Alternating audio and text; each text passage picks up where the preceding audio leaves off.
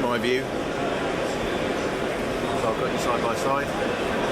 Can you stand by the side of the board and just show us the kind of teaching pose? So, that's okay?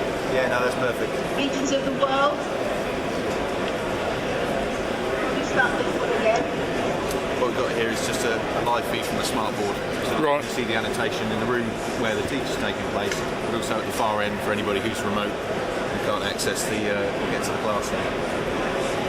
It's kind of for specialist subjects, things like that, where there isn't perhaps the teaching resource in one location to accommodate the numbers maybe that are required for the course, so you can bring extra pupils in from outside to join the call or to join the lesson without having to actually travel to the classroom where it's being taught.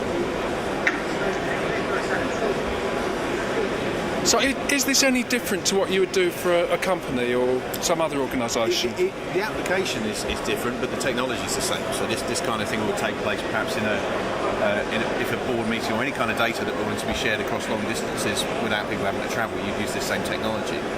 This specific setup, i.e. the interaction with the smart board, is very specific to education and it's been successful in... I know smart boards are one of those things that you find in pretty much every classroom now. So why wouldn't a boardroom have a smart board? Because they don't tend to sit, and I think board meetings, it depends on the culture of the company. There are some that are quite happy to still do things the traditional way, so they'll sit around with a big document and go through it, but they happen to be able to see each other at the same time if they want to look.